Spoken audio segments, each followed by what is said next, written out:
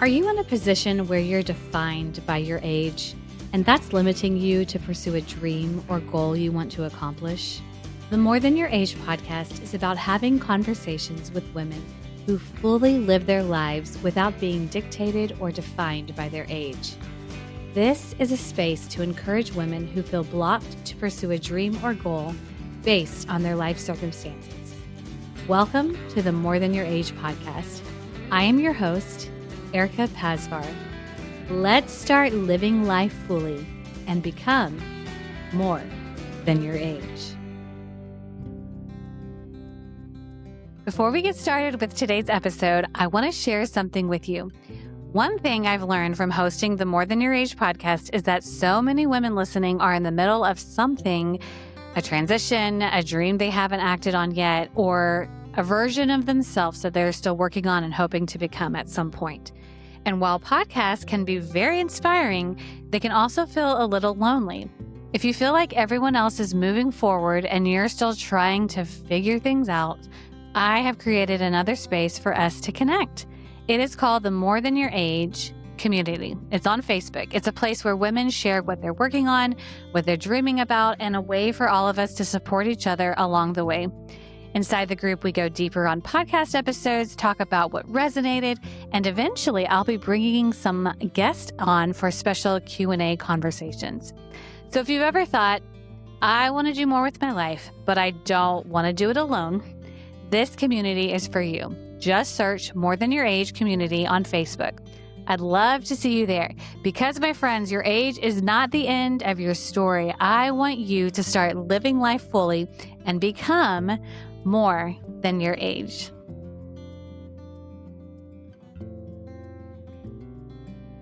Joining me today on the More Than Your Age podcast is founder of Archive House Studios and longtime owner of Rachel Meagan Photography, now Rachel Meagan, the archivist. Welcome to the show. Hi, thank you for having me. I'm so excited to have you, Rachel. So we have a mutual friend, a mutual connection, Jess, who connected the two of us. And, you know, it's funny, once we actually did connect and then I saw you on Instagram, I was there's 8 or 9 other people that I know who either know you or they follow you because they love your work. Yeah, I was like, oh. Rachel is known. I mean, I knew a little bit. I knew a little bit of your story, but it was kind of cool to see people that are not connected with Jess who know you. So cool. Okay, yeah, we'll have to talk about that later. Yeah, afterwards, I'll definitely tell you. And so, you know, I see your work is beautiful. Obviously, you are very successful for a reason, but we're going to kind of go back a little bit. So to go back in your story, you became the main caretaker and provider of your father when he fell ill when you were at the age of 14. So how did you become the main caretaker of him? So I'm one of 4 siblings. My mom, when my dad got sick, had to kind of take on the caretaker role or like the head of the household role to make everything keep rolling. And in the midst of that, she kind of stepped out of motherhood and had to move into, I have to provide, I have to provide, I have to provide.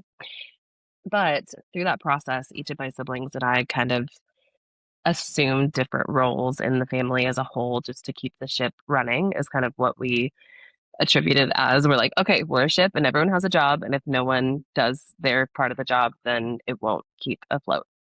So for me, what I fell into was leaning on my gift of mercy and getting to kind of lean on my being a daddy's girl facet of who I was at the time, and stepped into that because my mom had to just take a step away from all of that and couldn't do it all. So that was kind of like my gift that I got to give the family as a whole, but I didn't realize what it was going to do to me in the end. But it really built more character in the long run than I ever anticipated it building. However, at that time, I'm number 3 of 4. So my little brother, he kind of got the brunt of his sickness the most. I mean, I was 14, which obviously is not really a fun age, but 11 is a whole different beast of an age, especially when you're desperately craving a father that's present in your life at that point in time as a boy. But I had to step into that role for my dad, but then that role for my younger brother as his mother figure as a whole as well, which we kind of all shared that role as his siblings, which in the long run didn't really help anything either. But we all had to do what we had to do. But I think because of that, I got to think develop longer standing like character traits as a whole to compartmentalize and keep moving forward no matter what kind of gets thrown at you. It obviously wasn't a fun season in any way, shape, or form, but it kind of just led into lots of hospital visits, a lot of different facets of business and life kind of moving forward. And we'll kind of jump into that a little bit later, but that's kind of the origin aspect of it. Mhm. As becoming the primary caretaker of your dad at 14, which is very young, and you said hospital visits, but what would that really entail as far as taking care of Yeah. him? Because you're not driving unless you were driving. I got my learner's permit early and then my provisional permit early as well. So I was starting to drive and had my license by 15 as a provisional license to take care of him. So between that role of like driving him around to appointments, because mom wound up opening her own in-home daycare around the same time, just to make ends meet, and that was her career that she got to move into, which thank God that all wound up working out. However, my role was keeping up with his appointments, keeping up with his meds, making sure that I had all the knowledge about his illnesses and all the different things that kind of came up, and then passing on the information in layman's terms to the rest of the family to kind of keep up and keep everybody informed as we went through. But I was his main like liaison and nurse. So, like when you said, passing on the layman's terms of what was going on, when the doctors and nurses would talk to you, would they give you the medical terminology and then you had to look it up, or how'd you know all this information? I learned so much. I just took all of it and researched, and I asked more questions, and I make jokes now that when I do get to or have to get to go to the hospital with him now, they're like, "Wow, you should have become a nurse." I'm like, "I have enough knowledge in my head that I probably could have done it, but I don't want to, so I'm okay." But yeah, I think that was just a random gift that the Lord gave me to be able to understand and be curious about all of those things and how they work out and the correlations between the different aspects of our body. And that has honestly helped me in a lot of ways in my life as a whole because I've learned more about the holistic side of things and then also the world that we live in and how everything is just very toxic for us. And initially, dad had gotten diagnosed with pneumonia and had been suffering with high blood pressure his whole life, to which we didn't really know was as large of an issue as it was. But he wound up we were having some financial issues at the time. It was getting a little rough. He didn't consult my mom that it was a good idea to get off of his blood pressure meds, which led to a lot of other things. And your blood pressure handles literally so much in your body.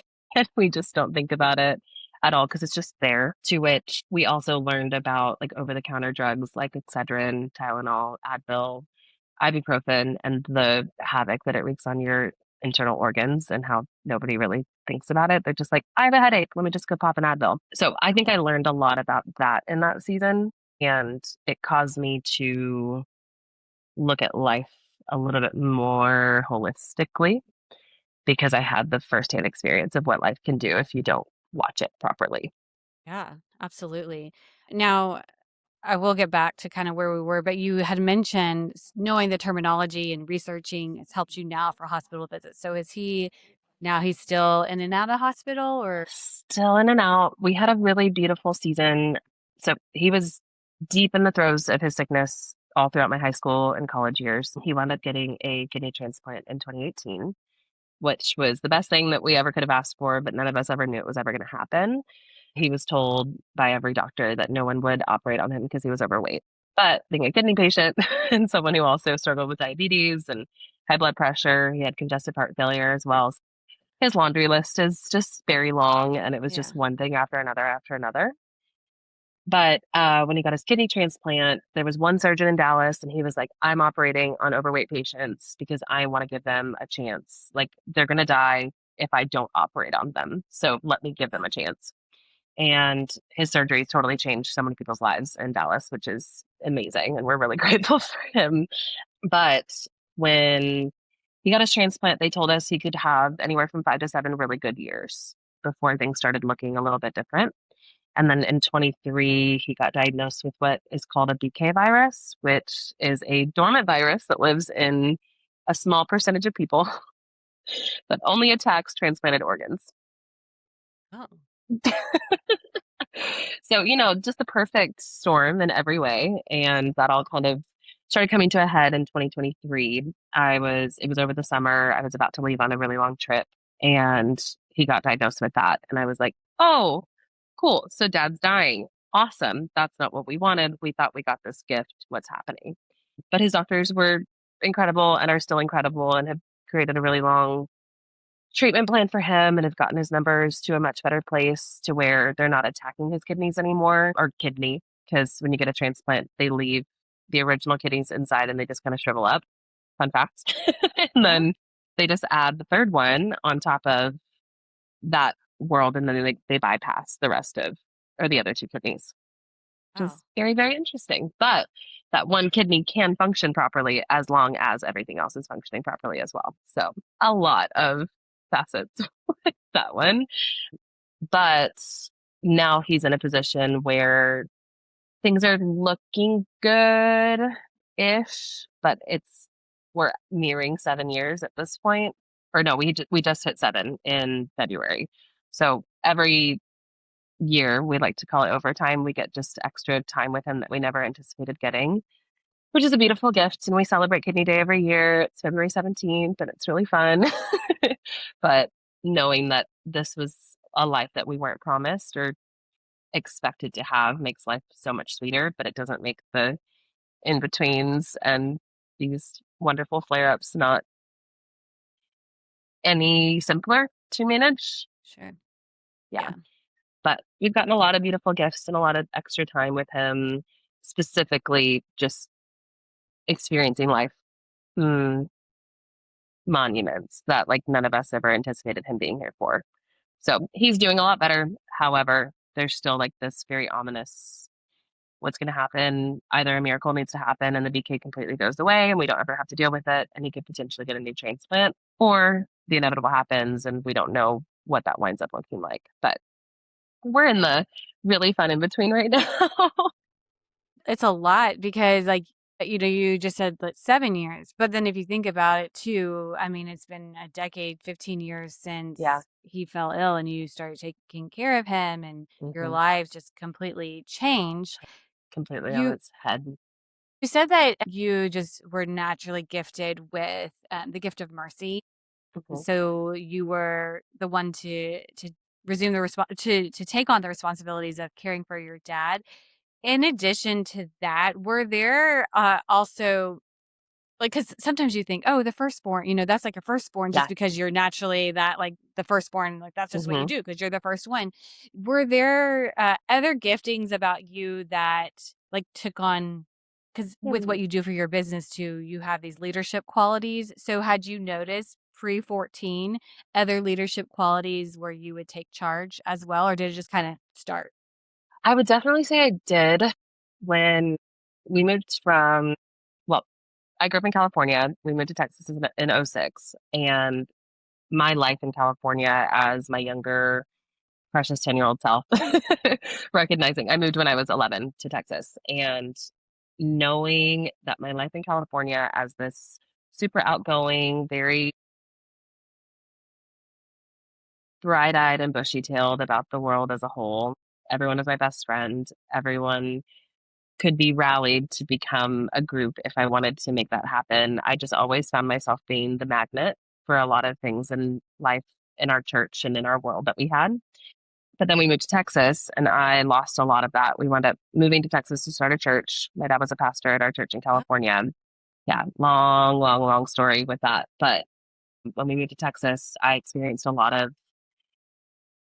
what like to call PK drama. So when you're the pastor's kid, you get the target on your back, and every good thing about you gets like tries to get stifled or snapped out just unintentionally, just because you are the pastor's kid. It's not even just a target just because, it's just it happens because they see you and they look at you differently just because you're in that position.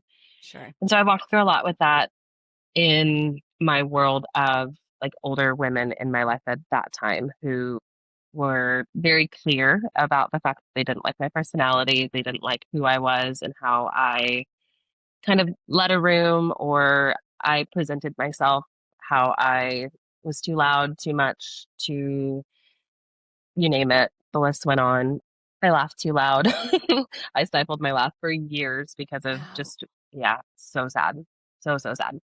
However, I stifled all of those qualities and put myself into this very deeply introverted box because of those women that spoke very negative things over my life. And I would say that season with my dad helped me begin to recognize parts of myself that I didn't realize I still had in me. So in turn, it was, a double-edged sword. We're like, okay, I'm glad because it kind of woke me up to what I needed to do. But my parents had always built each of my siblings into very individualistic people. You can do whatever you want. You can do whatever you put your mind to. At the age of 12, I had started my own babysitting company in my family neighborhood, and we loved it with my sister.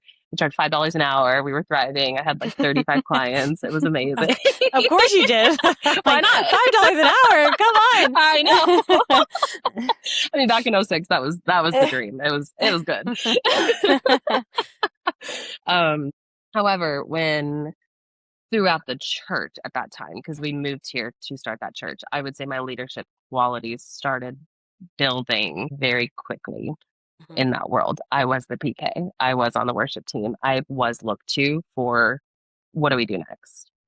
And our parents were really good about delegating and giving us tasks and not worrying about like, oh, well, you can't do that. So I'd say I felt very empowered, but I just kind of picked it up and just ran with it because I didn't really have Mhm. a choice as a whole. Yeah. Wow. Okay.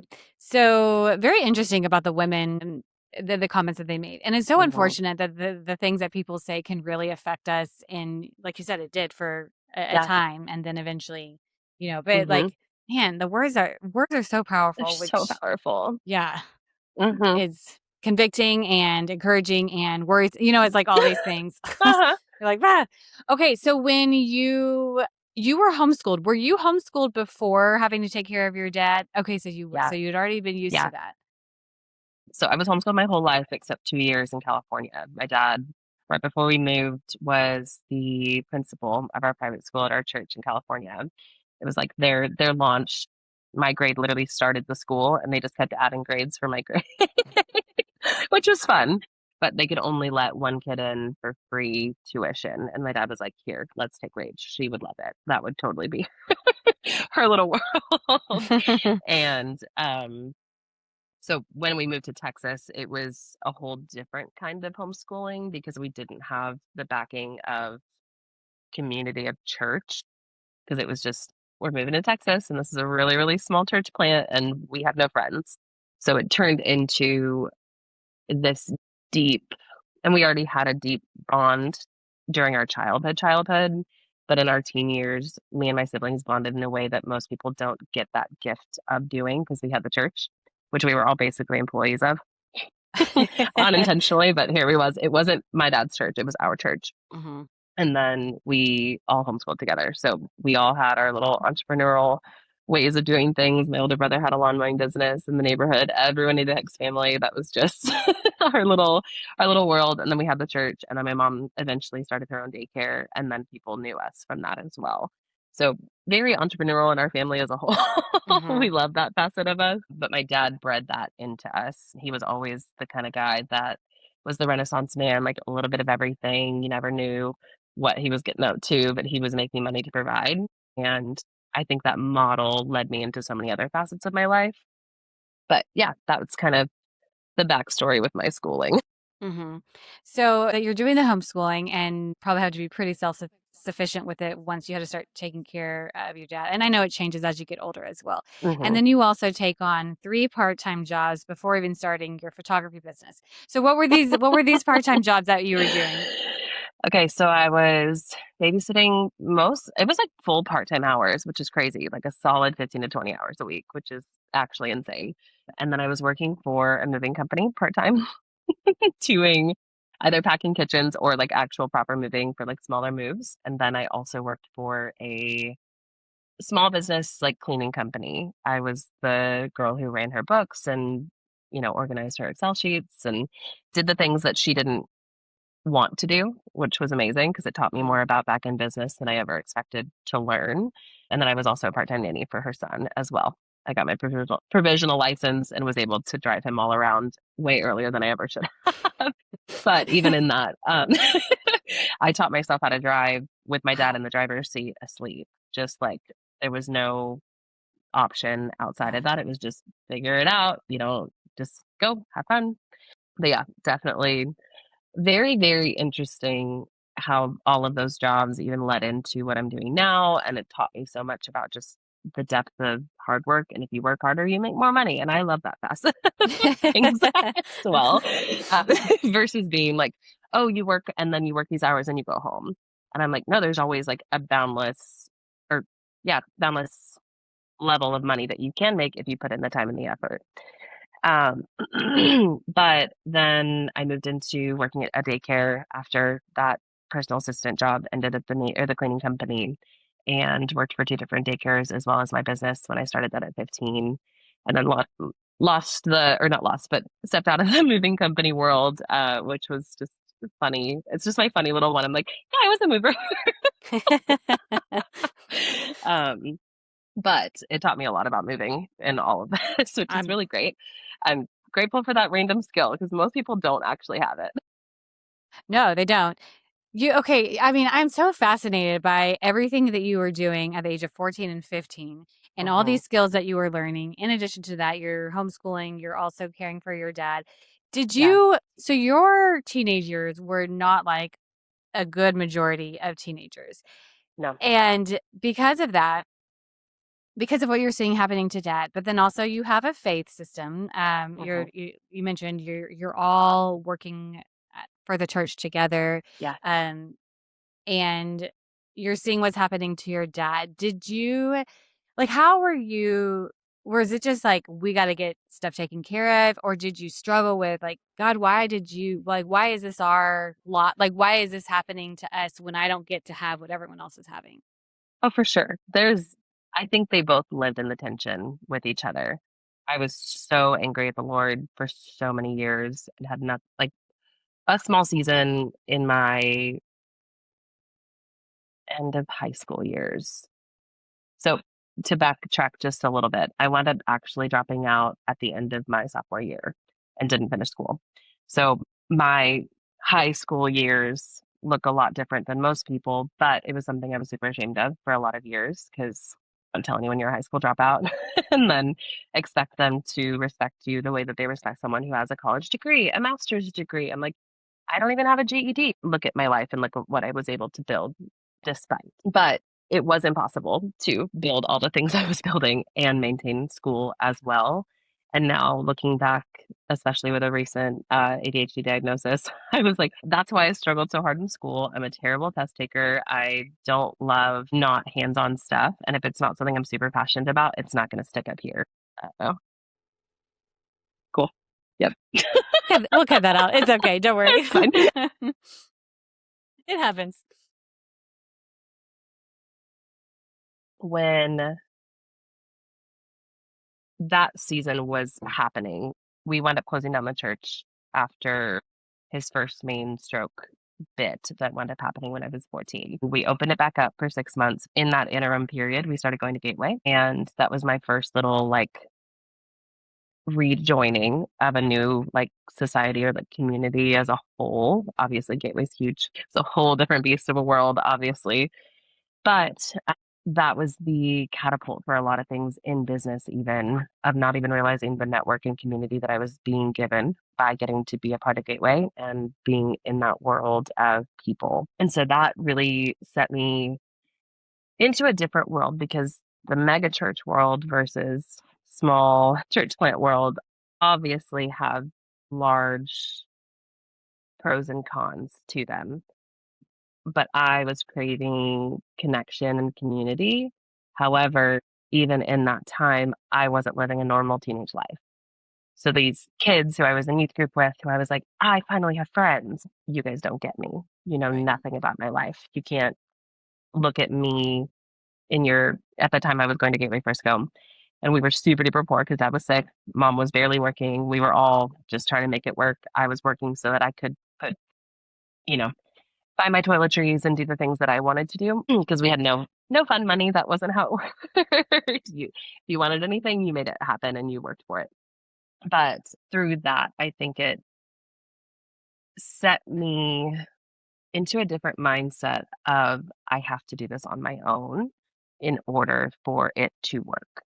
And I think that's the root of so many of my control issues with just life as a whole that I had to work very, very hard through Sure. of just if I don't do it, it won't get done. If I don't fill in the blank, it's not going to happen. And I took that young, soft heart of mine that was so connected to Jesus and Holy Spirit that my parents were very, very clear about instilling in us. They were very incredible parents. They still are incredible parents, but our childhood was deeply rooted in just the softness of faith, the beauty of a relationship with the Lord. And I had the gift of having a relationship with Holy Spirit way early on. I felt like I heard him, I knew him, I could talk to him all the time. And then when that season started happening, it was my sophomore year. There was a big instance that happened. We were waiting for dad to get worse before he could get on dialysis and start getting better. It's a really shitty system. When I talk about like the kidney world, it's very, very messed up in a lot of ways, Yeah. but that's one of them where you have to wait until you get worse to start the process of getting better. Yeah. Not fun. So there was a night I was at youth group and we got the call mid youth group that dad was going to the hospital for emergency surgery. They were placing his port and he was going on dialysis. So I was like, okay, this is it. This is what we were all waiting for. However, this is the beginning of the end. This is what all of us thought dialysis was, that, oh, now he's going to die. In our tiny brains, because we didn't know anything. Mom didn't know anything. We were all just so naive. But I remember going home that night. I had a couple panic attacks on the drive home. It wasn't great. I had a few friends or family friends that I was driving their kids to youth group. So I had to pile them all in the back of my car, try to keep my little brother in a normal like headspace. I'm like, everything's fine. We're fine. We got it. Everything's okay. I get home. I lose my shit. I'm like, I'm going to the hospital. I'm going to go see dad. Everything's going to be fine. I'm going to go take care of it.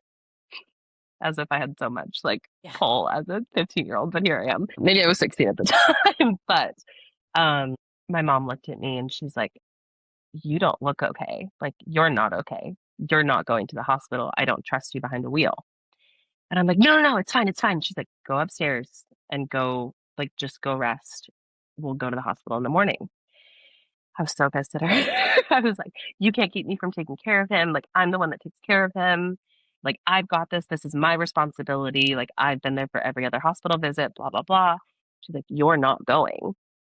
And the rage I felt in that moment, because I was so out of control and I was so helpless that I had no capacity to feel anything other than rage and like this deep, deep loss of why is this our life? This isn't what we signed up for. My parents just instilled in us a deep, deep rooted faith in you serve the Lord, he takes care of you. Those words were our entire childhood. We saw it, we saw it in our extended family and our history and our backstory is our legacy as a whole with the Hicks family and the Hill family. And for me to look at life and how it was unfolding, I'm like, this isn't the Jesus that I chose to serve. This isn't the Jesus my dad gave up his entire life and career in California to come and move to Texas to do. Like, this isn't what we signed up for. And so, to make a long story short, I wound up going up to my bedroom, didn't even turn on a single light. I just threw all my stuff on the floor and I just started screaming at the Lord. No one else was upstairs. I was like, literally, fuck you. And this was the first time I ever said the word fuck. I just had to do it. It was the moment. And I was like, how could you abandon us the way that you've abandoned us? How could you? And I look back and I'm like, wow, I was so naive, but like so grateful that he didn't take my anger and my outburst and turn it on me and be like, oh, well, let me just walk away now. And I look at that time and I'm like, wow, he was such a gentleman over and over again through every season where I didn't have the understanding of what was to come. But then it was to come. And I got to understand it as time went on. And perspective and hindsight is 2020 always. It's so Mhm. beautiful. I love getting to take a bird's eye view of my life and be like, oh, that was to build that. Okay. In the middle of it, I hated it, but it was worth it in the end. Sure. But in that evening, in that conversation with the Lord, I told him, I said, "All right, I'm done with you. From here on out, I'm going to do this on my own. I don't trust you to take care of my family. I'm going to do this on my own. Stop talking to me." I said, "Take your spirit from me." I was so like harsh. And Wow. I'm like looking back, I'm like, "You were like pissed, pissed." And I'm like, "I'm going to figure this out. I can do this on my own. It's fine."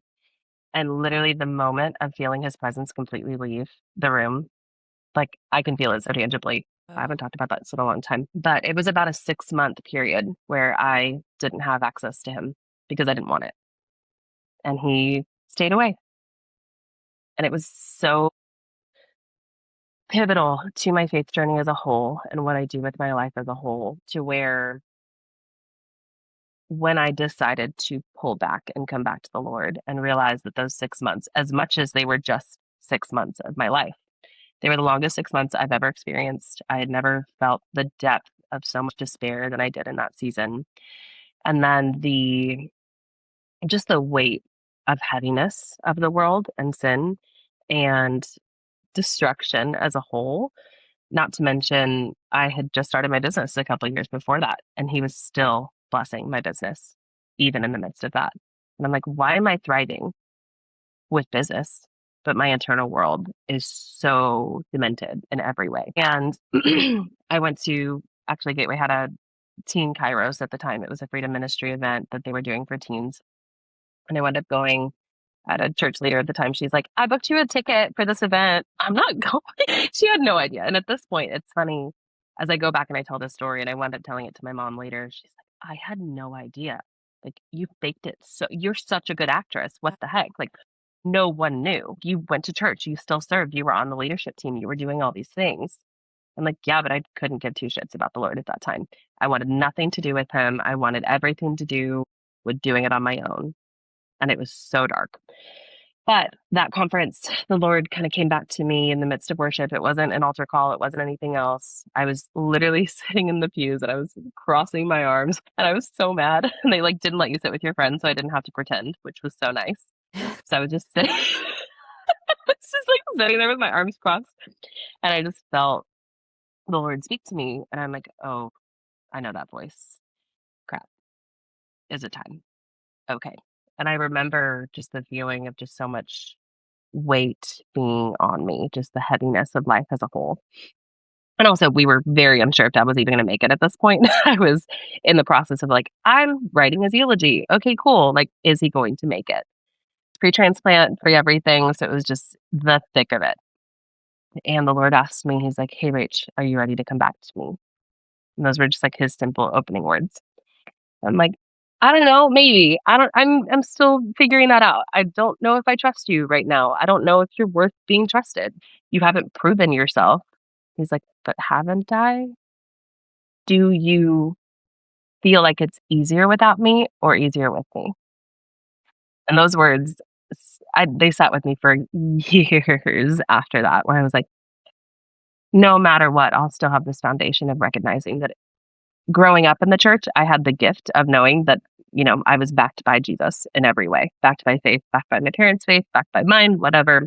But when you take yourself out of that, I'm like, oh, yeah, no, it's actually not easy in any way, shape, or form. Everything is a hurdle.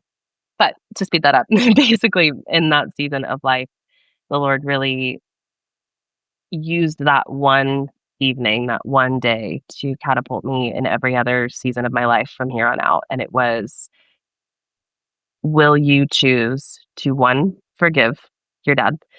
Because he wound up turning into a really like not so fun individual to be around. The kidney failure isn't just sickness; it's toxins and crazy and not fun facets of an individual that was my father, who I loved. And then even just trusting him with my money, with my family, with my friends. And he asked me these questions, and he asked, "If I took away all of your money tomorrow, would you still trust me? If your dad died tomorrow, will I still be worthy of your love?" If your family wasn't as prevalent in your life as they are now, am I still enough if it's just you and me? And at that point, it just reached this crescendo of life as a whole. And I'm like, fine. All right. I literally can't do it without you. And so if you're telling me this is the actual only way, then sure, I trust you. But I whipped back around and I was like, all right, fine. Here's the deal. If I do this, I'm going all in. I'm not doing this in a way that it's this wishy washy Christian that I had been around in this small church world, whatever. And I'm like, I'm going to be all in 100%. I'm going to serve you with everything that I have. And I need you to use my story for your glory. And those words were very, very particular. You have to use my story for your glory and you have to make use of my pain. Show me that it's worth it. And he has that was a decade ago now, a decade and a couple of years, which is insane. Uh, how time just swooshes on. But his gentleman qualities in that were so different. And it is the foundation of so many facets of my faith, but it really is. He's only doing this because he wants to take care of us and recognizing the gift that we do have of just peace within him in a world that is not controlled by him. Mm-hmm. He has obviously, we can go into that, but that's a whole different thing. However, I'd say that learning that was very, very huge. Well, yeah, I Yeah, mean, sorry, that was a lot of heavy dumping, but that's okay. Well, and I think, like, the whole part of there was the 6 months where well, one, the fact when you said, like, you told the Holy Spirit to leave you and you felt his presence leave, I'm like, "Whoa, that is crazy."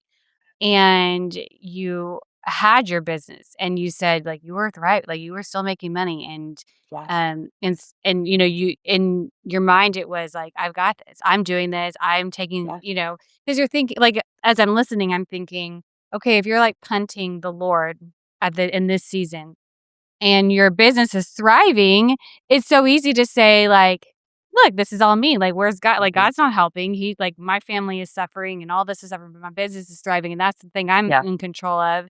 But then you said, like, but you just felt like this emptiness and this darkness mhm, and, like, which is so fascinating. I mean, it is and it like, at the same time, I'm like, "No, I totally get it," as yeah, a fellow believer myself, and then flash forward to you went to this conference or this mhm, event, and you're like, "Oh, good, I don't have to pretend," which is also crazy too that this whole time you're, like, still volunteering and doing all these things, and it mhm, was just all an act, and yet the Lord still used it, which is great, every time, to get you to go and then speak to you again of like, "Hey, you wanna do this with me or not? Like, are you mhm, still with me even if, like, everything goes to shambles?" And even though, like, you could say a lot of things were to shambles except the mhm, business, yet there is this emptiness in the fact that you still needed him. So, thank you for yeah, sharing that part because absolutely, obviously did not know that part yeah. of the Something story. I haven't really talked about in a really long time, but it's something that's coming up really huge in this season of life in my faith of he's taken every single yes. He's proposed a lot of really crazy things to me that require a lot of faith over the course of the last 10 years of my life. But every time I've given him a simple yes, he's taken that yes and taken me to heights that I never anticipated even touching, much less conquering. Mhm. Yeah. Okay. So to go to the business, in the midst of the struggling with the faith, you had already mentioned you started your photography business. Mhm, And we discussed too that your parents instilled this entrepreneurial spirit in your whole family. And so you had started the babysitting business and all these other little part-time jobs that kind of helped to where you are right now and starting the photography. Had you already always been interested in photography, and then why photography? Kinda, like, tell us how that got started and how you also and in that, like, how you got your first customers and yeah, how it started to unfold. cool. So way back in the day, I was 10. It was my babysitter's wedding. My, like, childhood babysitter. We only had one, and she was amazing. I We all flew back to California to go and attend her wedding as just guests, and my dad had always had their camera. My parents were always obsessed with photos, my childhood's very well documented in every way. We have an album. Each of my siblings actually has an album from every year of our life until we were 10. Like full, like proper scrapbooking. My mom was insane. I'm like, if I could be half the mother that you were, then I'll be happy. Uh, but when dad started to get sick, I was like, oh, I think I'm interested, but I'm not 100% sure. But this was before I wanted to go into my babysitter's wedding. I asked my dad if I could take his camera and take photos at the wedding just for fun. And I followed her photographers around like a lost puppy as if they were the coolest people on the entire planet. And they just let me follow them around with my little camera, and I just thought it was so cool what they were doing, and I'm like, "You guys are the coolest people on the planet. I wanna be you when I grow up." And it was so precious, like, so naive, and I was just a baby. We, like, went to try to go find those photos, and they don't exist anywhere, but Oh, alas. man. I know! But after that, I was like, "I want my own camera," and I saved up really hard, and I wound up going and buying these, like, point and shoots for $100 at the time, like, those were my gifts for Christmas. You would get them, they would break, you'd get them, they'd break. I think I went through, like, 6 or 7 different cameras over the course of those couple of years, and then as the church was kind of growing and things were starting to move, I had started showing up to church events with my camera, and I was documenting life within our church. Had albums and albums and albums on our Facebook, and I just loved it. I loved being in everyone's face with a camera. Little did I know. So 15 rolled around. I had taken like some fun portraits for friends. Like this was back right before Pinterest even existed, which is bonkers. Instagram didn't even exist at this point. Uh, the timeline is insane. So Instagram was like, or Facebook was like the only way to do things. And I wound up getting asked by a church friend, which was also my neighbor at the time. And they were like, hey, so this new thing just came out on Pinterest. And like, I really want to take these photos like this. Do you think you can come take our photos after church? And I'm like, sure, why not? Let's do it. Went out, I was on full auto, lived my best life, did everything the way that she wanted them to be, but they wasn't really me. But I got out of it fairly quickly. Like the kitschy, there was a lot of like selective coloring and sepia tones and like full angles, which are in again. LOL. Like the tilted camera. Uh, and then I think we shot for like 2 hours with her and her kids. We had a blast. Wow. I came home and within an hour, I had a Facebook page started for my business and I said, I'm doing this. I love it. That was it. It was just like, okay. And it was October 25th, 2011. So the time or October 25th, 2011? Is that right? Yes. Okay. Yeah. Cause I just am in my 15th year of business as a Okay. whole, which is yeah. Time is really getting to me this year. For some reason, all of it's just like really compounding.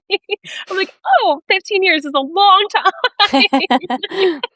But because of that, I came home and I was like, I'm going to do this. And then all of the people in the church wanted to support me. I did all of their family photos, the newborn pictures, the senior pictures. And I just had my little empire that I was already building in that world. And then within a year, we wound up shutting down the church. I started going to Gateway, wound up getting really involved with that world, became like the go-to Gateway photographer, which is not anything that I ever thought was going to be in the cards. But it set me up to build out a network that I never anticipated being my network. But I became like the sought after photographer. Like, oh, you're not hiring Rachel. And I'm like, why did I get here? This isn't what I asked for, but like I'm grateful. I feel really special. But I was never in it to become like the famous photographer. I just wanted to get good at what I did. And I feel like I found early on that I have a really unique eye and my natural talent is enough. And then everything else gets to come after that. And my precious mother, I love her to death. She always like speaks way more into me that I'm like willing to own. But then later on, I'm like, oh, you're right, because you're my mom and you know me. But she always said, she's like, you were gifted with all of the best parts about me and your father. You have his drive, his dreams, his vision, and you have my follow through. She's like, I never had the dreams and the vision. Your dad did. That's why we worked so well as a partnership. She's like, but for some reason, God gave you all three. How do you have vision, drive, and follow through? I don't know what it's for, but this is why you're meant to do what you're doing. Go live your best life. I believe in you. And they always just set me up to do whatever I wanted to do. And they're like, we're going to support you no matter what. You'll succeed at whatever you put your mind to. And I had this delusional confidence that I could do anything I put my mind to because of them. And, sometimes we all need a little bit of delusion, and it somehow works out for us. Before we jump back into the episode, I want to quickly share something I've been loving lately. We gifted my son a keyboard this Christmas because that's what he wanted. And he has been playing online for a little over 2 months, and he is doing a great job. And I have been so impressed by his skill as a 7-year-old, being able to play with 2 hands and just absolutely loving it. If you have ever thought about learning the piano or picking it back up after years, but feel like lessons were a little too expensive or inconvenient, because that's kind of how we feel as well, I found a really cool way to learn right from your home at your own pace. It is super beginner friendly and honestly makes practicing feel fun instead of intimidating. My son has been playing all day, every day, and is just really exciting. If you're curious about it, I put the link in the show notes, so you need to go there and check it out. If you're someone who loves learning new things or wants to develop a new skill, but doesn't have time to go sit in a classroom somewhere, I found a platform that offers thousands of classes you can take right from home. Everything from creative skills to business, personal development, and more. If that sounds interesting to you, I dropped the link in the show notes so you can explore it for yourself there. Well, I mean, absolutely, because if you don't have that confidence, you're not going to go for it. And if you think, that you can't do it, then you can't. But then if you fully believe in the fact that you have that support and that encouragement from your mom and your dad, that is massively huge. So, okay, I think this is like such a cool part in your story too, because then you grew this wedding empire before the age or by 18, right? Yeah. I had shot my first wedding at 16, and by 18, I had done 20 weddings already, which is insane. But I had reached a point where I was able to go full time, quit all my other jobs. I had paid all my gear outright. I was so proud of myself, built all this little world of mine. And then that was it. I was like, I want to do weddings. As soon as I shot my first one, and at that point, I was just doing family sessions, and I'm like, I'm too young. I can't do weddings. Like, that's not me. I can't do that. And I did my first one, and I was like, this is everything I've been craving. This is what I was made to do. And as soon as I confirmed that within myself, everything followed. I was like, oh, I was created for this. Like, I am so good at this. It's not even funny. My parents birthed all of these things in me, whether that be my love for people, my love for stories, my love for family as a whole. And I really took those approaches to my weddings, not just as someone who takes pretty pictures, but someone who cares about the longevity of your story, of your legacy, and the fact that a wedding day is not just 2 people getting married. It's the culmination of 2 storylines intersecting. And that's not just their storylines. And I think that set me apart more than most people let themselves get set apart, because they're just in it to take the photos that go viral on Instagram or get featured in magazines. And those don't really tell stories. They do, but they tell a story, not the story. So I would say that's like what drove my passion within all of that. But then I'm like, oh, I'm 15 years into this. I have a decade's worth of work with some of my clients, where I got to shoot their engagement photos, their engagement photos, their wedding, their first baby, their second baby, third baby, their branding for their new business they just started. Like, the gift of longevity with my people has been, I think, the best thing. That's what I have to show for that version of my career. And it's so, so special. And I think I'm leaning into that season right now. Yeah, that's really, really cool. Really special. Do you remember how much you charged for your very first wedding? $600. I made nothing. I rented about $400 worth of gear. I paid my second shooter $200, and then I hired an assistant to come. I shot for 12 hours. It was awful. They got a deal, though. They got a good deal. Oh, yeah. They sure did. So, okay, something else I'm curious to know too. Like, at what point did you know? Like, when did you know, okay, I need to increase prices? And then how did you know what price, like, were you looking around and saying, okay, where do I match up with experience? Did you factor the age in it? Like, or did you leave that out Mm, and say, no, it's more of like my art, like you're getting my art. that's a fantastic question. My pricing strategy for the longest time was I'm going to do a certain amount of weddings to get more experience under my belt, and I kinda did this myself. I didn't have a lot of mentors in my life in the photography world as a whole. I had a one photographer that I did wind up working with. I was their album editor and designed their albums for their clients and did some, like, light editing on their work. So I learned a little bit by shadowing them, but they did things totally different that I had to kinda unlearn ways of doing business and Mhm. creativity as a whole. They were very cut and dry, like, very, "This is the rule and you have to follow it." I'm not a rule follower. I don't like fitting into the status quo. But I was like, "Okay, I'm gonna do 10 weddings." And I'll start I think I was at $1,200 to begin for the first 10. And I said, "After every 10, I'll jump up $500. Hmm. After every 10, I'll jump up 500. I'll jump up 500." And that slow raise, I sat at, like, 35 to 45 for 5 years, which was, like, my perfect sweet spot.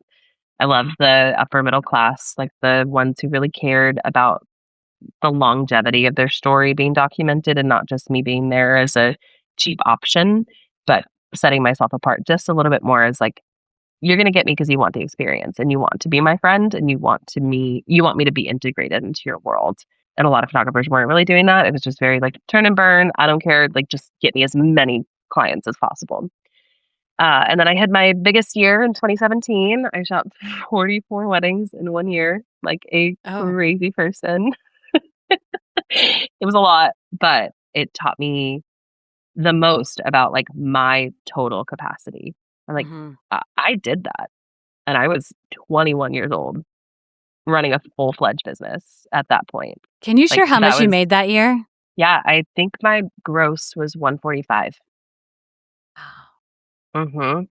And I was like, At "Oh, I 21. can do" at 21, and then everything came crashing down as time went on. I have a long, long story with that, but we'll get into that later. Wow. Okay. Well, I actually just want you to jump right into the crashing down Okay. because hold on. I guess we'll lead into that. So you, I mean, that's massive because if we're like your whole life has not been the typical whatever age you are, Mhm. like 14, your whole teenage years, no. And then you have this, you're running a business when a lot of your peers are in high school or we flash forward to college, they're in Yeah. college and maybe they have a part time job, maybe they don't. But most of them are not running a six-figure business at 21 years old. Most of them, when they graduate, are getting like a $30,000 job Yeah. and a lot of debt. And so, as you even mentioned, like you were not telling people you did not have your GED, you Mhm. did not have your high school diploma. And now, No. definitely not the I just said, college. "I skipped college, I got to not do that. Ha ha." Oh, that was my narrative. And then so you're building and building and building and building and Mhm. building. And then eventually it's a crash. What Yeah. is this crash? What does this look like? So, things with dad got really, really bad a little bit right before his transplant, but then on top of that, some things started shifting. So, when I first started my business, I was doing it on my own. I had hired other photographers, but a couple years in, I wound up hiring my little brother. He loved the crap out of me growing up. He still loves me, but it's a whole different world when you grow up. And he was obsessed with everything I did. And he said, "I just want to be like you, Rachel. Can I come to your shoots? Can I carry your bag? Can I do this?" And he was definitely my best friend in high school, like my boy in every way, shape, and form. However, the only reason I was able to build what I built was because of him being by my side. We were the perfect team. People knew us as Rachel and James. Oh, that's the Hicks kids. Like, oh yeah, no, like that's Rachel and James. That's Rachel and James. And so around 2017, some things started shifting. 2018, it started getting a little bit different, but also like the depth of my work started shifting as well. I started having clients whose parents were passing away. I started experiencing the loss of, oh, now I have clients that are getting divorced. Mm. That sucks. Okay, this is more than just I'm a wedding photographer. Oh, I take pretty pictures. No, there's so much more weight to this and what I do. So I had basically reached a point with my health where I had gained the most weight I had ever gained. I was working like a dog. I was working 80 to 90-hour work weeks, barely getting any sleep, still maintained a social life, and was still volunteering at my church. I don't know how I did it all, but somehow I did. But my nervous system and my body was like, you're done. Because it's not sustainable, obviously. So it reached a point where my body was telling me, "You have to slow down. This is not going to be your long term. You cannot sustain it. There's no way." And it got to a point where I couldn't just rely on James anymore as well to carry my gear, do the things I needed him to, be the liaison between me and my clients. And I had always grown up with back pain throughout this whole season of life as well. So I had my own ailments, and I think that also laid the foundation for my mercy gift towards my dad because I'm like, I deal with this all the time. I'm constantly in chronic pain. So I understand you a little bit more than the rest of the family would have gotten, which has been our tiny little bond. It's not a fun bond, but it's a bond nonetheless. And when my body really started shifting and my health just really started going downhill, I'm like, oh, I can't do this anymore. So I began to raise my prices, began to start that different process. And as that was happening, my little brother started getting into a world that I wasn't prepared for him to get into, started getting into drugs and alcohol. I'd gotten into multiple car accidents, wrecked a lot of vehicles, a lot of near death experiences, a lot more hospital visits, totaled vehicles. Just he shouldn't have made it out. We call him the cat with nine lives. It's not really fun, but I'm like, "Oh, cool, another layer, let's do it." But at that point, I was still managing how do I run my business with someone that's I've built my brand with. Yeah. It was Rachel and James, and trust the version of him that he can't even trust. Like, trust that that version of him is gonna show up. So a lot of things started shifting, and then it got really, really bad, and then worse, and then worse. And I was juggling this forward facing narrative that the my world was okay, that him and I were great, that we still were this perfect team. But instead, I was actually just doing major PR with him at all points and times where I would have a lot of instances that I'm not really going to share publicly, but basically had to protect him and his backstory from the world, from people who don't know his heart. And things just started getting really messy. And all of a sudden, I was now juggling my sick dad, my business that was growing, but my health was failing. What do I do in that instance? And then my little brother, who I love and I wanted to protect, but couldn't protect for the rest of his life. So within that, it really led to a lot of really big decisions. And I was like, I'm going to keep building. It's fine. I'll build. I'll build. I'll build. It's fine. I'll just keep growing. It's fine. It wasn't fine. And it eventually reached a point where I had a lot more things kind of really hit this crescendo with my faith, with my health, with everything else that was going on, with this frustration that the Lord was not protecting me or protecting my little brother, who, again, built our entire life around serving him and not feeling like he was doing what he promised.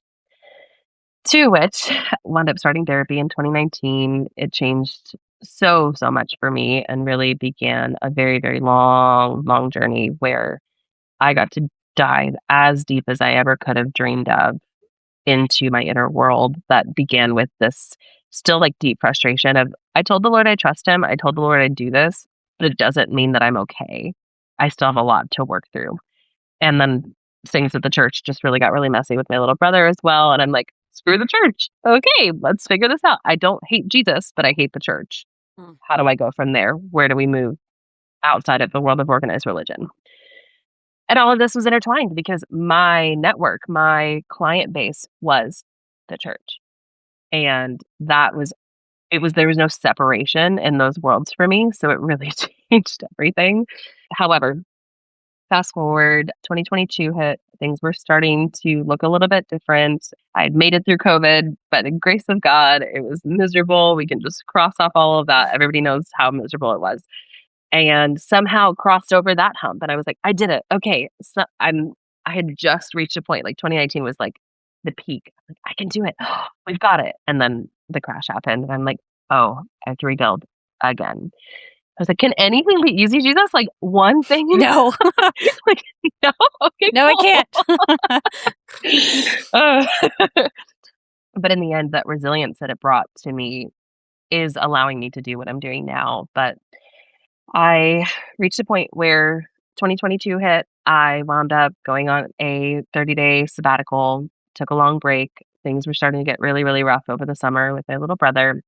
And then it reached a point literally the day before I left on my trip that I was going to have to fire him as soon as I got home, and that this was going to be the end of our season together. And even just mourning that was enough. I'm like, this is the loss of not only my best friend, but also my business partner, somebody that's helped me succeed. And I don't want to just leave him high and dry. However, I can't keep moving forward and enabling this lifestyle that he's living because I'm protecting him or because I'm providing money for him in different ways. And I'm like, I'm giving him a safety net that he keeps relying on, and it's not safe anymore.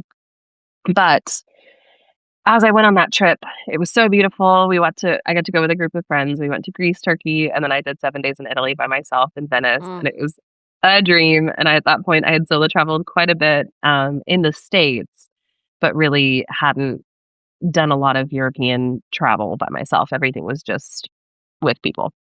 Or that was my second trip overseas ever. And so I was like, I'm going to do this. All right. I was on a boat in Milos, Greece. I was with my friends. I was thriving. And I just remember like looking up at the sky and just feeling the sun on my face and thinking, all of my problems are at home. None of them followed me. Oh, cool. And that realization was one I was never anticipating having. I'm like, I knew I had some codependent issues that came from all that season. I had worked through a lot of that with my family, worked through a lot of that with my therapist. We'd done a lot of those things.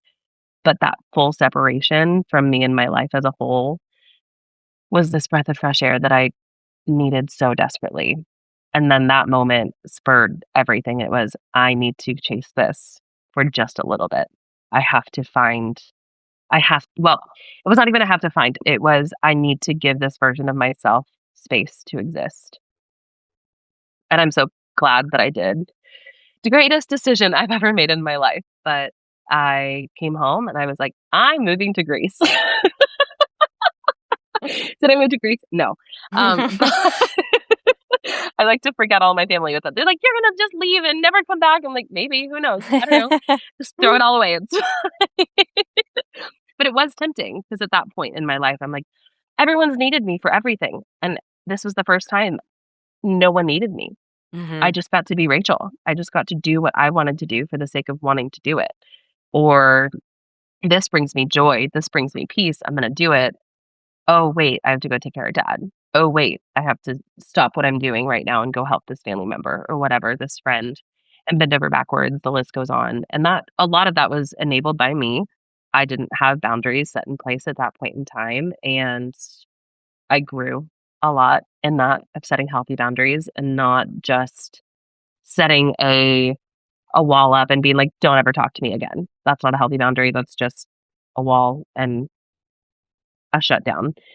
So I came home and I was like, I'm gonna do everything in my power to try to take a year off if I can manage. And I took 3 months and I made all these decisions and somehow managed to work everything out that I could pause my entire life, my whole business. I had not booked anything past May of 2023, which was wild for me at that point because I'm like, why are bookings so slow? I don't understand. Like, I'm doing good. Like, I have everything moving. I don't have an issue with this. And then the Lord was very clear. He's like, I did this for you. I blocked your calendar off. Take the break. And I sure as heck did. It was amazing. I literally packed up all my stuff. I sublet my room in my house. It was amazing. Cut down all of my bills, was able to manage living on only like $1,200 a month of at-home bills that were just there. And that was good enough. And I had saved enough money. And I was like, I might not have all of the money in the world for this right now, but I have to do this for me. And there's no other option here. So I went on the trip and I solo traveled my way through Europe and hit 15 countries in 6 months, which is actually insane. I got to take my mom to 5. She came and visited me for 17 days, and Oh, I wow. just took her on a massive trip, and she thrived. It was so much fun. And even just that, we got to heal so many parts of our heart and our life as we were transitioning out of this season of life that we didn't know how to transition out of. I'm so, so grateful for that. But in the end, I was able to come home and everything was wildly different, but the version of me that I found while I was overseas by myself was the version I was always looking for, Mm. and it was the peace that I was always craving with the Lord. However, as the duality of all of this, I had also had a major back injury in 2021 that I had herniated 2 discs, and for 4 years, I guess 3 total, had dealt with this herniation, which wound up leading to me having to come home, get a major back surgery within 3 months of moving home. So my year of being off turned out to be, "Oh, wait, the last 6 months of your year of being off is gonna be recovering from a back surgery Ugh. that I didn't have the money for," and was expecting to come home and get right back into work because I had to replenish my finances, and the Lord was like, no, you're just gonna heal, and we'll go from there." Uh Insanity, like, it just keeps going as, obviously, like, I see it on your face, and I laugh every time I tell the story, I'm like, "Yeah, it really is that crazy, and It that's is. okay." But I love that I have so many facets of my story that I get to Mhm. share, and it doesn't have to be told all in one cadence all the time, but the gifts of the different pieces of my life have all led me into this season right now. Yeah, absolutely, and the will continue as well. Mhm, Well, and so when you took this incredible trip and you said there's this version of yourself that you basically found that was in there, but it was like was able to be released, and then you come back and then you have to have the surgery and then the recovery and like that. So with all of that, and now because that was in 23, so now we're the time of this recording is November of 25. I guess so 2 years later, pretty much. How much of that version of yourself, is still, like, is it 100% still there, prevalent? Did you find, like, oh, because sometimes we come back and mhm, then you had the surgery, and then there are pieces of us that it's like, "Oh, wait, that old me is still here," and, like, so how much of that version that you loved and explored and got to experience while mhm, traveling is the Rachel now, and how much too of, like it's kind of a double question, so we'll see what we can get to with it. How much too of that time for traveling and then the healing helped with what you are doing with your business now as well? mhm. So to personal and then business. Yeah, so I'd say being solo overseas, my time that I had solo was so pivotal to building my confidence, especially in just being Rachel. I think it changed my inner narrative that was, "Oh, I'm Rachel of Rachel and James," or, "Oh, I'm Rachel Hicks. I'm a part of the Hicks family. Oh, I'm Rachel, the photographer," and finding myself consistently trying to fit myself into these boxes that I had created for myself or that was just there innately. In Europe, I got to meet strangers and step out of my box. Oh my god, the amount of anxiety that I was walking through just, like, sitting in a cafe by myself and choosing not to pull out my phone, not to sit and listen to music, not even read a book, just, will you sit in the silence and just exist? And choosing to put myself in those positions over and over again built this resilience in my, like, just existence of, like, I'm allowed to be here. I'm allowed to take up space. I'm allowed to talk to strangers. I love building conversations from nothing with people that I never was supposed to meet. And I would say that when you're not in your world, when you don't have friends, when you don't have your family, and you're forced to make friends so that you can have a human interaction in countries that you don't know the language, uh, it puts you in a position where you're like, it's do or die. Like, otherwise, you're just going to go sit back in your hotel room and not experience anything. That's not the life that I want to live. And I'd say that that helped so much just even in my personal life to speak up for myself for what I want to do. But on the business side, I'm now putting myself in rooms where I'm networking, and I was never a networker. I just loved Hmm. my people, and my business was 98% built on word of mouth.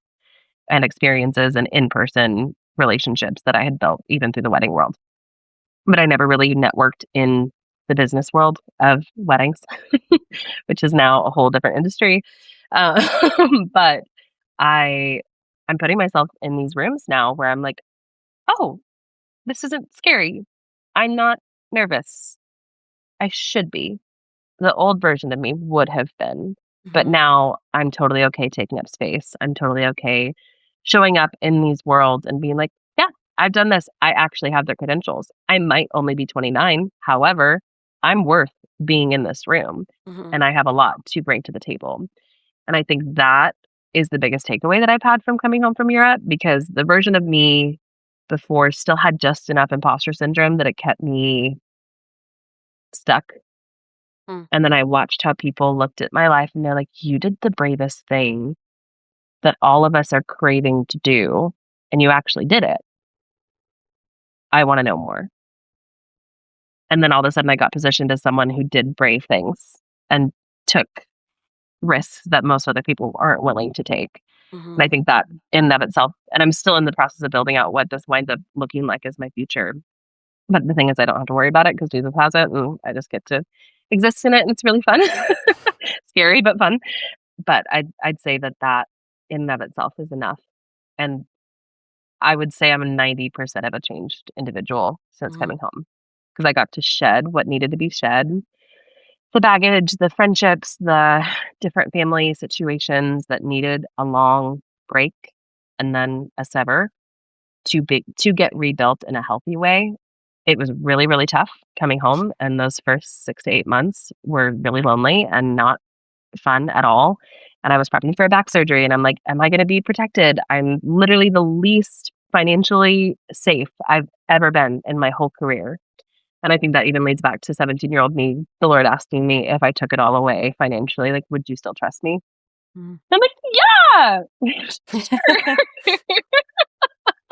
But don't really do Anyway, it. but don't, like, we don't Yeah. have to. Like, you could just bless me, it's fine. But I would say leaning on that trust with the Lord for my every provision changed everything since getting home. Mhm. Yeah. Wow. That's huge. Huge change, huge realization. And even like you saying at networking and having this confidence, because even just hearing your story, obviously it's just been like a short amount of time. But if I Mhm, go back, I'd be like, oh, I'm surprised that because there this confidence wasn't there. It's like it was this different confidence. It was mhm. but like I mean, no joke, I am a huge advocate for traveling and traveling solo. I did that myself Ah, before, and it really can transform who you are and yes, affects you so much later on in life, and I mean, even in that moment and, in years to come, and so I love that that did so much for you and is a big shift as well in your business and what you're doing. yeah. So I do wanna talk about let me scroll down to my question, and then we'll go The to questions. our final kind of like we have just been zoop, zoop. I love it. So let's see. Okay, I want to hear about what you're launching. You're about to launch something new, and all before turning 30. When is your birthday? May. May. Okay, so this will Yeah. be out before your birthday. So I Uh-huh. love all that you have done before turning 30. I think it's Thank so you. incredible.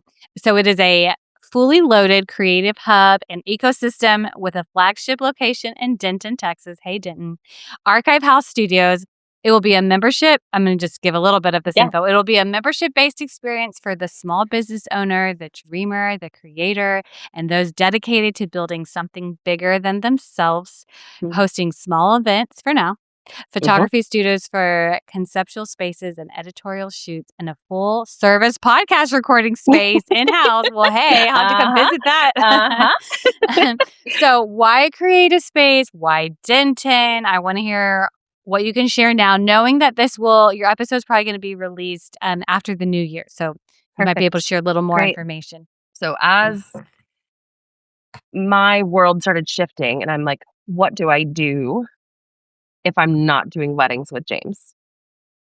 Can I rebuild in a world that I built with him? Do I want to? And is it worth consistently showing up to weddings with vendors I'd worked with for the last decade and a half, being like, where's James? Where's your partner? Where's James? Where's James? Where's James? And that's just in the world as a whole. And it was really like a deep question that I battled so hard with. I'm like, can I do more? Do I just lean into destination weddings? Do I just do portraits? Do I just do this? And January of 24, I wound up helping a friend do a full business overhaul and completely turned her business up on its back and just shook all the bad stuff out. And I gave her brand new systems and it was amazing. And within like 2 months, she had wound up building out enough contracts where she had $30,000 worth of contracts signed and ready to go. And I'm like, oh, okay, I'm good at this. All right, cool. So my business brain that I've been building this entire time has actually been the foundation that I needed to move into this next season of life that I didn't know was coming. So I took that and I ran with it. I'm like, I'm going to start a consulting firm and I'm going to do small business overhauls and web design and all of this stuff. And I just thought I was doing what I knew. And I think that's the best part about my walk with the Lord. He always gives me what I know and then transforms it into something bigger. It's like this tiny stepping stone block where he's like, thank you for saying yes. Thank you for trusting me.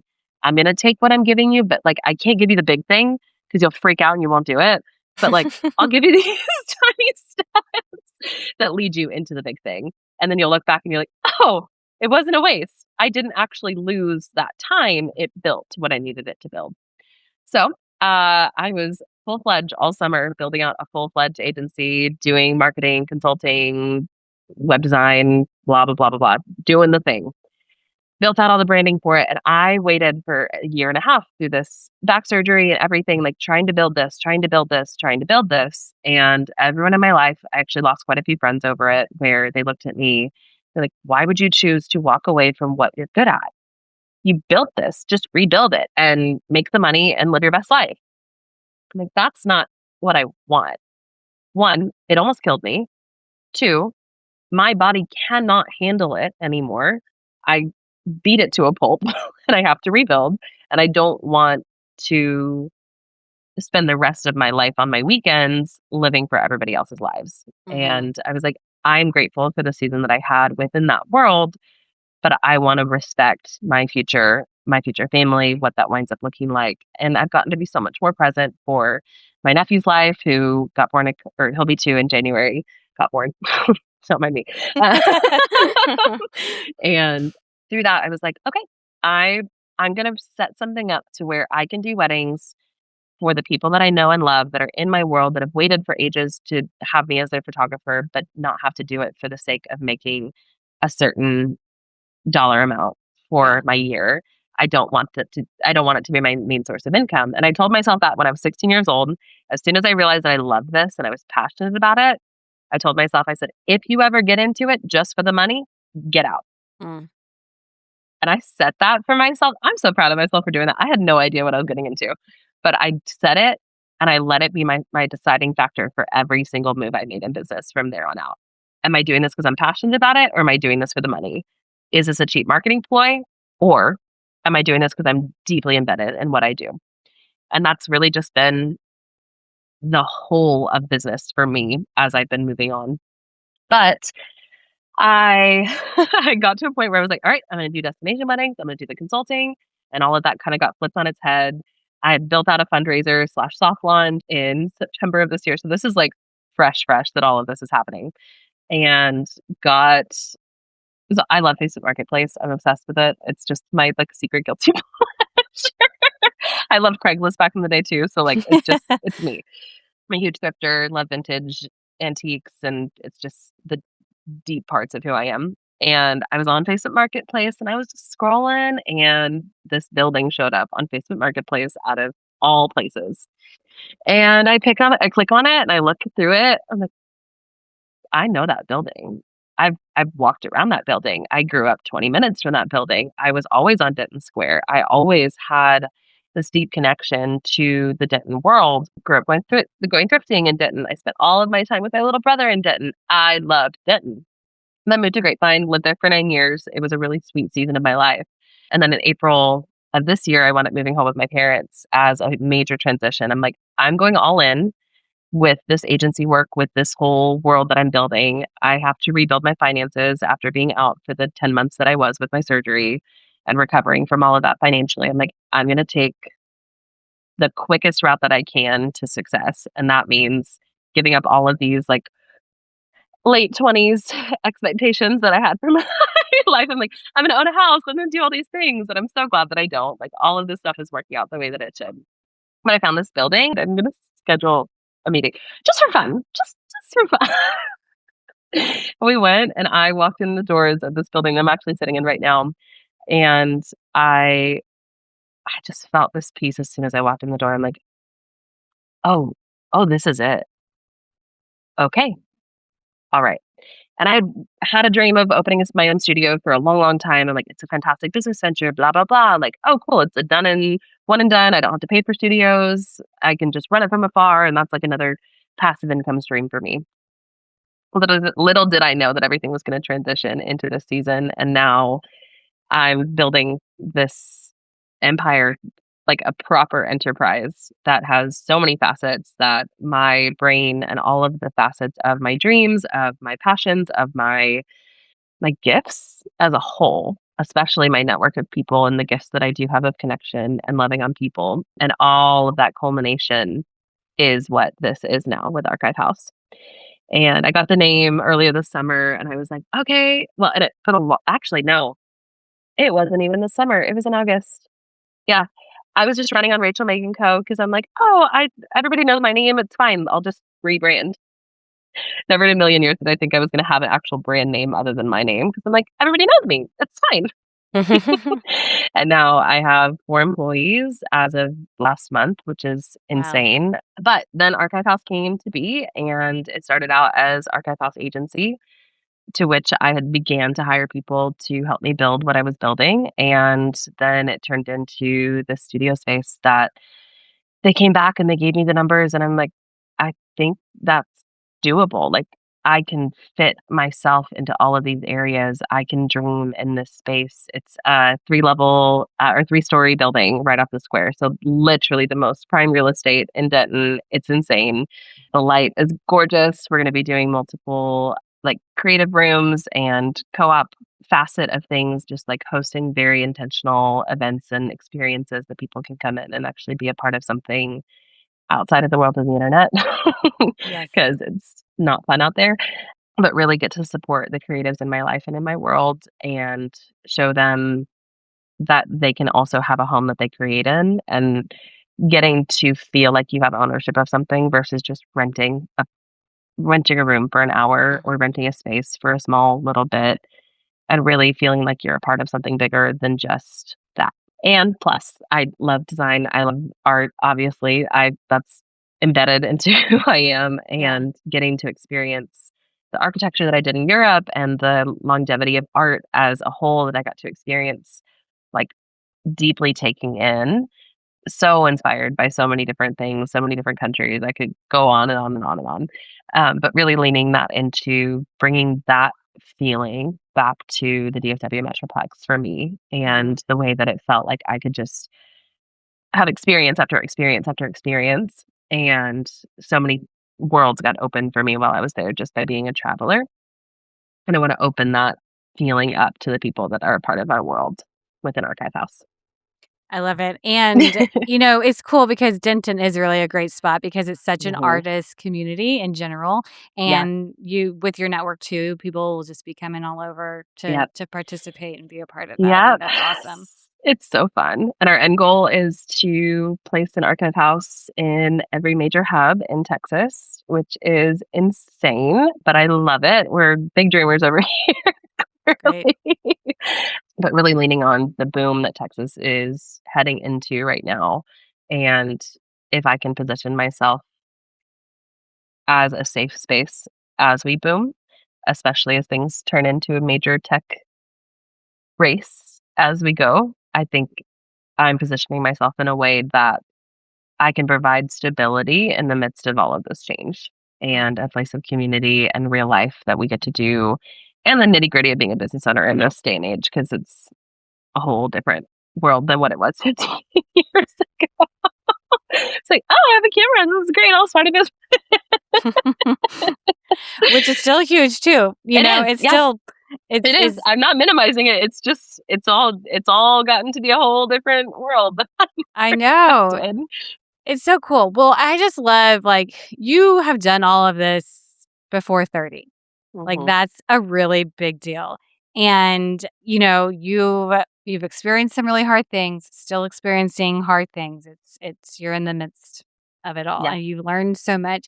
I have interviewed a good chunk of the interviews that I have are women who have pursued dreams like at later parts in life where Mm-hmm. they're like, you know, I felt like it was too late and it's not too late. And I have a small handful. I'm wanting more. And I'm so glad that's why I'm Cool. interviewing you, Yay. where women have started things at super young ages when Mm-hmm. it's so easy for people to say, you're too young. What do you know? Like you don't Mm-hmm. have the life experience. Like you don't have the skills. Like you don't really know. And so it's like it works both ways of like It we are totally does. more than our age. Like we are more, Yes. like I'm listening to all you're That's doing, why I Rachel, and love I'm your like, narrative. It's so wonderful. well, thank you. But I'm just listening to your story and I'm like, wow, she's done all of this. This is fascinating. Like the resilience and then the Mm. confidence and then like the restructuring of the confidence and like learning all of this stuff. And so I would just love to have you answer my last question, which is the Yeah. question I asked everybody, or I ask everybody.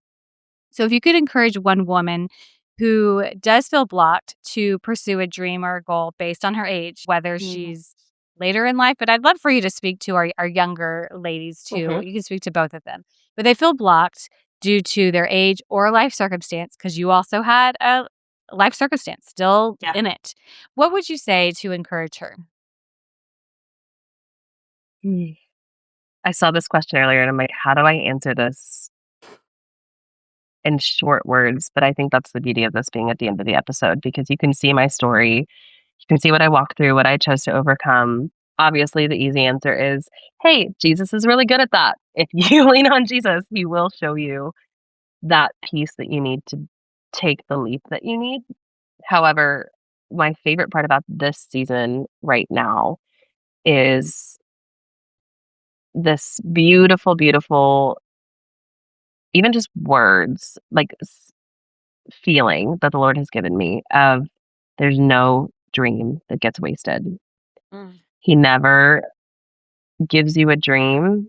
And if you really feel like it's from the Lord, if it's something that you never got to get rid of, and it doesn't even have to just be from the Lord or like feel like a spiritual dream, but if you have had something that you've maybe felt like you had to lay down and put away for a future season, even if it wasn't for right then, there's always a chance of it being for later. And I think I've leaned so much onto the serendipity of what God does with his timing. Because every time I felt like I was going to make it, this was going to be it. I was going to become this. I was going to do this. He's like, not yet. Would you be patient? Sure. I think so. And really being faithful with where I was planted at that point in time. There's something so deep and pure about even just that principle, that biblical principle of, you know, thrive where you're planted. Like don't miss this because you never know what it's going to build or what it's going to be a part of later. I think it goes back to even just the principle of who he entrusts with little, he then entrusts with much. If Mhm. you steward what you're in now and then choose to say yes, all he needs is a people yes. He doesn't need this, I'm all in, let's go. It's just if he offers you something, I think he offers us more than we like to recognize, but we're too held back by our, I think I'm scared. But in my yeses, outside of my being scared and my fearful of what could come, he took my yeses and multiplied them. And that catapulted me where I needed to be. But I think that applies for every age. Like I had dreams at 15, I had dreams at 12. I mean, I wanted to be a Christian music artist, LOL. That was my 11-year-old dream. And then I was like, I'm going to be a paramedic. Ha ha ha. Everything just shows not all dreams are the dream. But I think if you choose to lean in and find like the true parts of who you are, then all of the dreams really truly follow. And it doesn't mean that it has to be the best monetary dream, the best, like, not everybody turns into a 7-figure a month entrepreneur. That's not everybody's built for that. Find what you're built for, align that with your dreams, and ask the Lord, what do you want to do with this? And are you willing to take the leap with your yes? Mm-hmm. I love it. That's wonderful, Rachel. Thank you so much. You can Thank find you. Rachel Instagram, Rachel Meagan. Rachel, are you do you know if you're going to be changing? Because you're like, well, that's my brand. Yeah. Am I going to? Well, who I knows? think You I'll may still, change. yeah, I'll still be Rachel Meagan. So it'll be it's Rachel.Meagan, Meagan on Instagram. And then our business Instagrams will all look different, but I'll still maintain my Rachel Meagan. And that'll just kind of look a lot different than what it has been in the past. But our Archive House Instagram is going to be Archive House Studios. And it's HAUS, which is really cute. So the German way of house, German way of spelling house. And that's kind of where you can find us and what we're doing and following along with our launch, which is going to be mid-January, which is kind of crazy that all of this is happening the way that it is. So That's so exciting. I So know. exciting. Well, Rachel, I'll put all that in the show notes as well. Yeah. I appreciate your time and I appreciate your vulnerability, your openness, Yes. authenticity. Thank you so much. I love just hearing your perspective on everything and just the fact that you're constantly growing, constantly learning. And I'm so excited to see just what unfolds for you in your future. Thank So, you. Rachel Meagan, thank you so much for joining me today on the More Than Your Age podcast. Thank you for having me. It was so great to talk to you. Absolutely. If you were encouraged by today's episode, like and subscribe to this podcast, leave a review, and share this episode with a friend. You can find me on all of the socials at More Than Your Age. Keep striving for your goals, live fully, and we'll catch you next time on the More Than Your Age podcast.